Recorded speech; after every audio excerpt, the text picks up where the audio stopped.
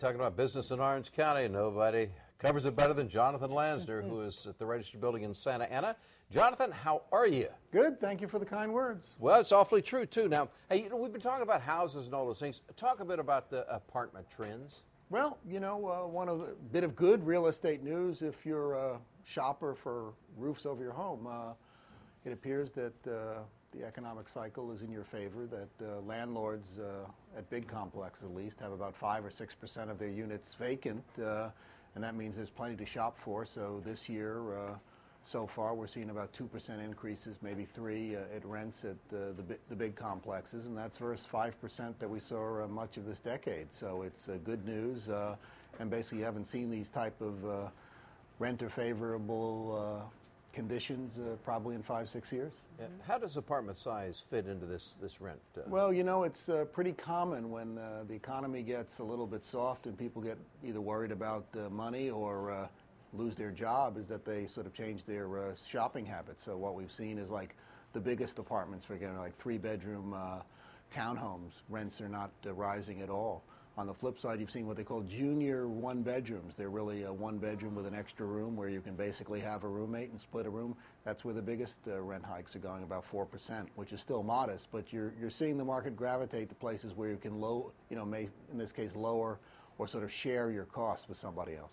Right. Talk a bit about in the region itself, how it varies around Orange County. Well, yeah, we're talking countywide numbers, and just like real estate, apartments are a local business. And so what we've seen in North County has the highest rent hikes. Probably one reason there is that you have a more varied job market. You can get a job in LA, out to the Inland Empire.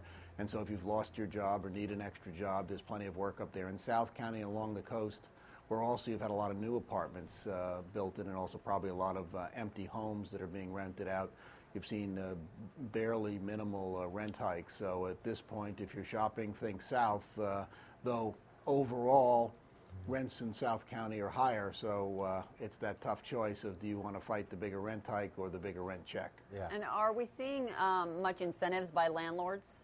Oh, yes. You don't really need to be an economist or a business reporter to figure that out. Just drive down your street and see how many signs in the apartments are first rent free, free cable. I think when you have 5 or 6 or 7% apartments empty, you call the shots. You can probably walk in and tell the landlord maybe what you're going to pay or what you expect, and probably have some success somewhere. Yeah. Hey, look at you in the last 30 seconds here. Look at your crystal ball. What's it look like for the near future? The experts that we've seen reporting figures lately say it's only going to get worse for the landlord, which means good news for the renter. We're probably going to see more empty apartments, and probably next year or sometime this year we're going to see rents starting to fall here. So again, that's good news for the renters. For homeowners, it's probably bad news, because if your rent check's going down, you're probably not as motivated to go buy a home, even if the home prices are falling. So it's very interesting dynamic and pretty fluid situation. Very good. John, thank you so much. Look forward to talking to you in the near future. All righty, see you soon. Take Thanks care. a lot, John.